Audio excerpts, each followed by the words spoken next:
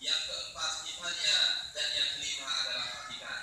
Kelima negara itu penduduknya cukup beragam. Penyakit ini bukan hanya melanda umat-umat yang beragama. Cina kita kenal adalah umat yang mungkin kebanyakan sosialis, komunis. Korea Selatan bentuknya republik. Di Iran banyak sekali saudara-saudara kita yang muslim. Di Italia banyak yang Protestan. Di Vatikan itu ada gereja Katolik terbesar yang menjadi kiblat umat Katolik di dunia. Jadi ini adalah isu dan penyakit yang bersifat global, bukan hanya yang bersifat parsial, tidak mengenal ras, tidak mengenal agama, tidak mengenal suku, tidak mengenal kebangsaan. Ma'asyiral muslimin rahimakumullah, menghadapi wabah yang cukup mengglobal ini, kita mungkin dapat mengambil pelajaran dari apa yang pernah dikisahkan oleh hadis yang diriwayatkan oleh Anas bin Malik. Pada suatu ketika ada seorang badui dari daerah pedesaan yang dia menuntun untanya di dekat masjid. Kemudian badui dari desa ini tidak mengikatkan untanya, tetapi badui tersebut melepaskan untanya berkeliaran begitu saja. Ketika Rasulullah menjawab, "Kenapa engkau melepaskan untamu begitu saja?" Badui tersebut menjawab, "Aku bertawakal kepada Allah, karena Allah pasti akan melindungiku, karena aku adalah orang yang beriman kepada Allah Subhanahu wa Ta'ala." Lalu Rasulullah menegur orang badui tersebut dan mengatakan, "I'tilha wa tawakkal." Seharusnya engkau ikatkan dulu untamu, barulah engkau bertawakal. Ma'asyiral muslimin, hadis yang diriwayatkan oleh Ibnu Hibban yang diceritakan oleh Anas bin Malik tadi mengisyaratkan bahwa dalam kehidupan kita perlu melakukan dua hal secara sekaligus. Mengikatkan unta seperti yang disarankan oleh Rasulullah adalah bagian dari ikhtiar lahir kita, sementara bertawakal adalah ikhtiar batin. Dalam setiap menghadapi apapun di muka bumi ini, ma'asyiral muslimin, Rasulullah mengajarkan kita untuk melakukan dua hal itu bersama-sama. Yang pertama melakukan ikhtiar lahir, baru kemudian melakukan ikhtiar batin. Dalam menghadapi peperangan, ma'asyiral muslimin, Rasulullah juga tidak pernah serta-merta tidak melakukan perlindungan diri. Beliau tetap mencari perisai, beliau tetap mencari alat untuk dapat melindungi beliau, walaupun Allah sendiri telah menjamin keselamatan beliau. Sekali lagi, ma'asyiral muslimin, cerita tadi dan apa yang kita pelajari dari sirah nabawiyah mengindikasikan bahwa dalam menghadapi apapun, termasuk wabah corona saat ini, ada dua hal yang perlu kita lakukan. Yang pertama, secara lahiriah kita wajib berikhtiar, dan secara batiniah kita wajib bertawakal. Ma'asyiral muslimin, apakah ikhtiar-ikhtiar yang dapat kita lakukan untuk melindungi diri kita? Ikhtiar lahir maupun ikhtiar batin yang selama ini disarankan oleh ulul amri, oleh pemerintah, oleh dinas kesehatan, semuanya sudah sejalan dengan apa yang digariskan oleh nilai-nilai Islam.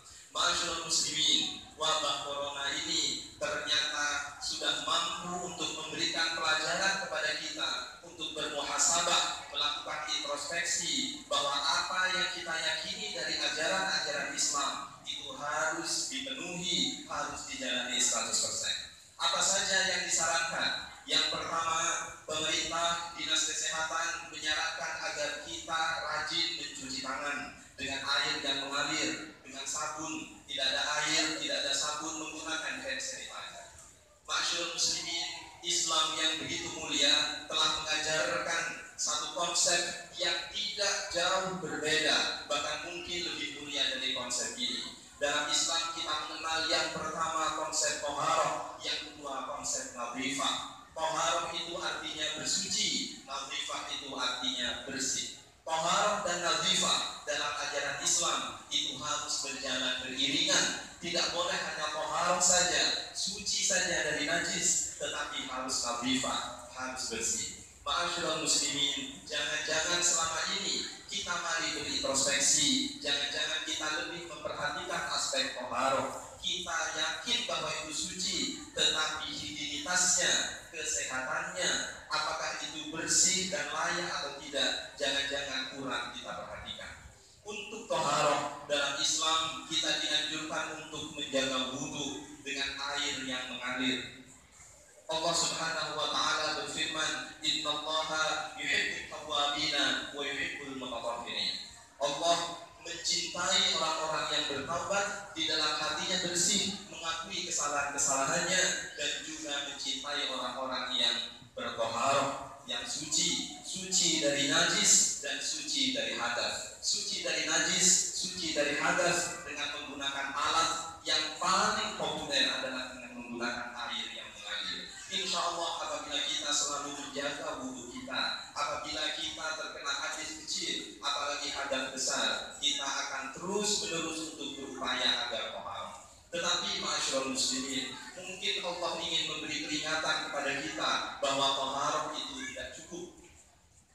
Kita umat Islam juga perlu memperhatikan aspek nadhifah. Betapa kita seringkali mendengarkan apa yang dulu sering diajarkan oleh guru-guru kita, an-nadhafatu minal iman. Kebersihan itu adalah sebagian dari iman. Dalam hadis yang diriwayatkan oleh Baihaqi juga disebutkan, al-islamu nadhifun fa innahu la yadkhulul jannata illa nadhifun. Islam itu adalah agama yang mencintai kebersihan, dan sesungguhnya tidak akan masuk surga kecuali orang-orang yang juga bersih. Ma'asyiral muslimin, marilah kita perhatikan kebersihan diri kita, kebersihan lingkungan kita. Betapa banyak di antara kita yang masih seenaknya membuang sampah sembarangan. Betapa banyak di antara kita yang mungkin untuk makan lupa cuci tangan. Betapa banyak orang di antara kita, di sekeliling kita yang mungkin sudah jelas ada kotoran di tangan, tetapi karena alasan tangannya masih suci, kemudian enggan untuk membersihkan tangan itu. Ma'asyiral muslimin, virus ini mengajarkan kepada kita, marilah kita seimbang untuk melihat aspek toharoh bersama dengan aspek nadhifah. Kita harus memperhatikan kesucian, dan pada saat yang bersamaan kita juga harus memperhatikan aspek-aspek kebersihan. Ma'asyiral muslimin rahimakumullah, ikhtiar lahir yang kedua yang dapat kita lakukan adalah menjaga jarak aman, terutama apabila kita sudah tahu bahwa kita sedang sakit atau keluarga kita sedang sakit. Apabila tidak bisa untuk menjaga jarak aman, maka apabila kita sudah tahu bahwa kita sedang sakit atau keluarga kita sedang sakit, marilah kita beri mereka alat perlindungan diri. Itu adalah yang disampaikan oleh beberapa dalam kaidah fikih, disebutkan bahwa alat perlindungan diri itu yang disarankan oleh dokter merupakan cara untuk melindungi kita dan melindungi orang-orang di sekitar kita. Ad-darar wala dirar. Bahkan 2 hari yang lalu, pengurus wilayah Nahdlatul Ulama Jawa Timur juga dalam sebuah Bahsul Masail mengeluarkan fatwa bagaimana hukumnya sholat Jumat. Hukumnya sholat Jumat bagi mereka yang berada di daerah yang aman, orangnya juga sehat, maka sholat Jumatnya menjadi wajib. Tetapi bagi mereka yang sudah terjangkit penyakit dan penyakitnya dapat menular, atau mereka yang tidak yakin bahwa imunnya itu dapat melindungi dirinya dari penyakit, maka apabila dia yakin bahwa dia akan menularkan penyakit itu atau dia akan tertular penyakit itu, dan apabila dia menular dan tertular itu akan mendatangkan mafsadah yang cukup besar, maka sholat Jumatnya menjadi tidak boleh, menjadi haram. Tetapi apabila kita dalam masa ragu-ragu, maka sholat Jumatnya boleh diganti dengan sholat Jumat. Ma'asyiral muslimin, mari kita tangkap semangat dari itu, bahwa darul mafasid muqaddamun ala jalbil masalih. Kita harus benar-benar berupaya menghindari mafsadah-mafsadah dan berupaya untuk mendahulukan menghindari mafsadah daripada mengambil manfaat. Marilah, alhamdulillah, pada siang hari ini kita dapat menjalankan sholat Jumat bersama-sama. Mudah-mudahan kita selalu sehat, mudah-mudahan keluarga kita juga senantiasa diberi kesehatan. Yang ketiga, ma'asyiral muslimin, upaya atau ikhtiar lahir yang bisa kita lakukan adalah meningkatkan imunitas kita dengan mengkonsumsi makanan-makanan yang baik, makanan yang sehat, makanan yang mengandung banyak vitamin. Ma'asyiral muslimin, lagi-lagi untuk masalah makanan ini Islam sudah mengajarkan bahwa tidak cukup yang halal, tetapi juga yang thayyib. Halal dalam perspektif Islam, ma'asyiral muslimin, itu bisa halal zatnya, sehingga kita dilarang untuk memakan babi, tidak boleh memakan anjing, tidak boleh memakan hewan yang bertaring, tidak boleh memakan banyak sekali yang dalam Al-Quran dan hadis. Secara zat kita tidak boleh untuk mengkonsumsinya karena itu tidak halal.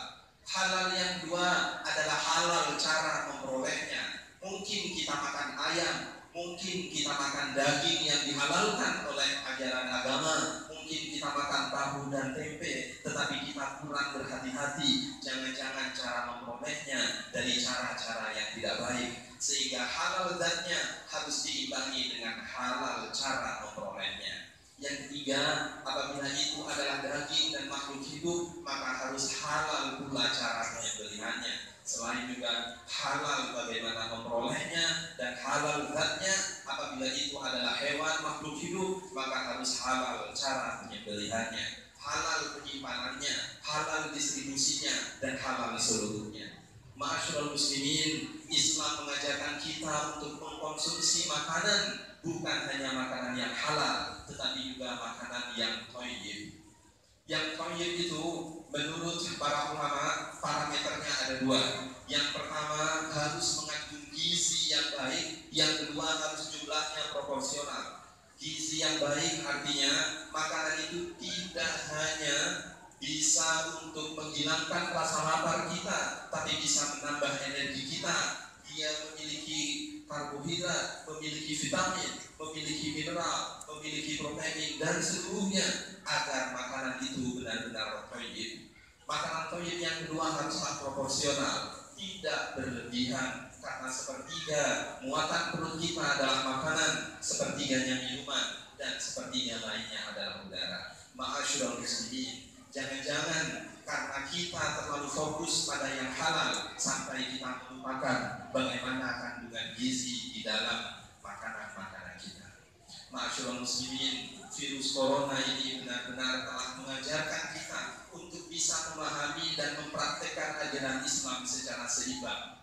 Marilah apabila kita ingin meningkatkan higienitas diri, kita tingkatkan kualitas tohar kita, kita tingkatkan kualitas nadhifah kita tingkatkan kualitas kebersucian kita, dan kita tingkatkan kualitas kebersihan kita. Tidak cukup suci tapi harus bersih, tidak cukup bersih tapi juga harus suci. Yang kedua, kita melindungi diri kita dan melindungi keluarga kita. Apabila ada yang sakit, maka bawalah ke dokter. Dan yang terakhir, marilah kita tingkatkan imun kita dengan mengkonsumsi makanan bukan hanya yang halal, tapi juga yang thayyib. Bukan hanya yang thayyib, tetapi juga yang halal.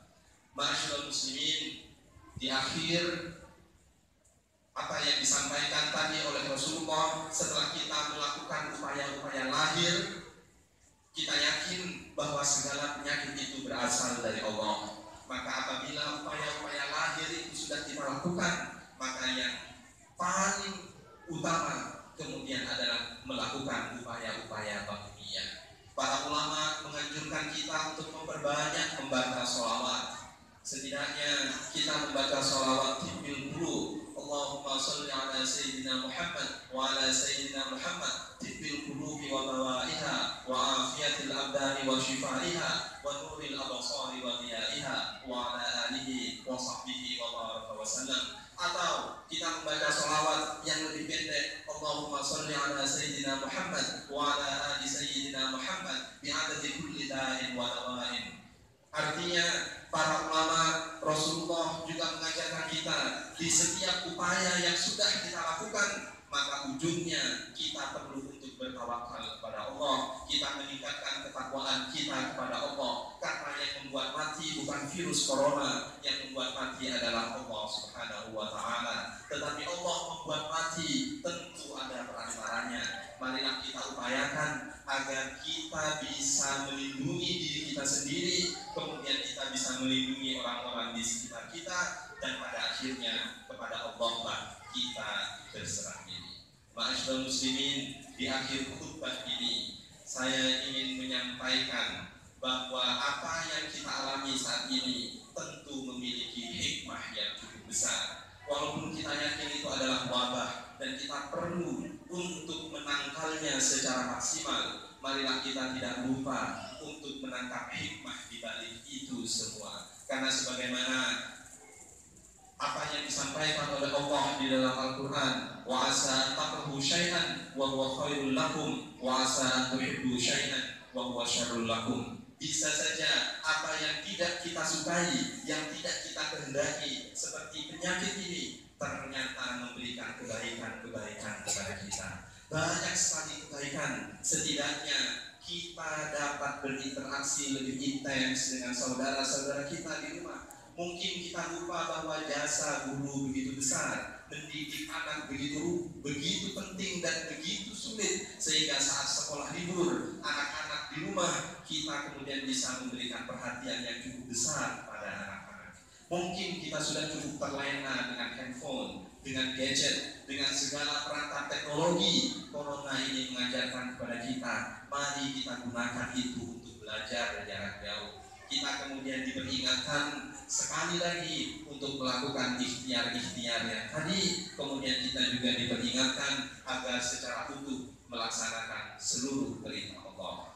Sehingga corona ini, wabah ini telah memberikan pelajaran dan hikmah agar kita melakukan muhasabah, melakukan introspeksi diri. Apakah kita sudah benar-benar menjaga kesucian dan kebersihan? Apakah kita juga sudah benar-benar memakan makanan yang halal dan thayyib? Dan yang terakhir, apakah kita sudah benar-benar dekat kepada Allah, hanya menyatukan Allah, bertauhid kepada Allah, bertawakal kepada Allah, memperbanyak ibadah kepada Allah Subhanahu wa Ta'ala. Mudah-mudahan kita semua diberi keselamatan, kita semua diberi kesehatan, dan bangsa Indonesia seluruhnya, apapun agamanya, apapun bangsanya, apapun sukunya, dilindungi oleh Allah Subhanahu wa Ta'ala dari wabah ini, dari penyakit-penyakit yang lain, serta dari apapun yang dapat menghambat ibadah kita, menghambat ketakwaan kita kepada Allah Subhanahu wa Ta'ala. Barakallahu li wa lakum fil Qur'anil azim wa nafa'ni wa iyyakum bima fihi minal ayati wa dzikril hakim. Wa taqabbal minni wa minkum tilawatahu innahu huwas samiul alim. Wa qul rabbighfir warham wa anta khairur rahimin. Aqulu qawli hadza wa astaghfirullahal azim li wa lakum wa lisairil muslimin wal muslimat wal mu'minin wal mu'minat fastaghfiruhu innahu huwal ghafur.